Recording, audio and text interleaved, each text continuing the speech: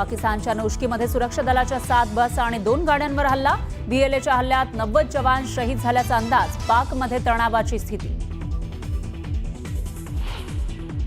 विधान परिषदेच्या पोटनिवडणुकीसाठी भाजपच्या 3 उमेदवारांची नावं जाहीर। संदीप जोशी, संजय केनेकर आणि दादाराव केचेंना उमेदवारी। खासदार विशाल पाटील यांना चंद्रकांत पाटलांकडून भाजपमध्ये येण्याची ऑफर। तर मी कुठेही जाणार नाही, उर्वरित कालावधी अपक्ष म्हणूनच पूर्ण करणार, विशाल पाटलांचं उत्तर।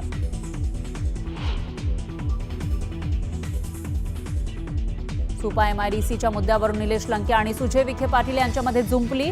खरे गुंड तर तुम्ही आहात म्हणत लंकेंचा प्रहार। तर एकही आश्वासन पूर्ण केलं का, विखेंचा पलटवार।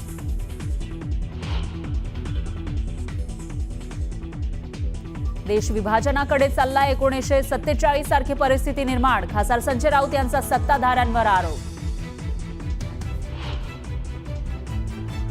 नगरमध्ये प्लास्टिक कंपनीला भीषण आग। आगीत लाखोंचं नुकसान। आगीचं रौद्र रूप कॅमेऱ्यात कैद।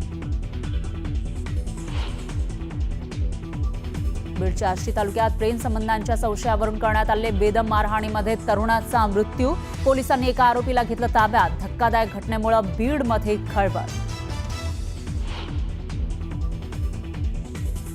धाराशिवमध्ये प्रेम प्रकरणातून मारहाण झाल्या। तरुणाचा उपचारादरम्यान मृत्यू। बेदम मारहाण प्रकरणी संबंधितांवर आरोपींना फाशीची शिक्षा व्हावी, तरुणाच्या पालकांची मागणी।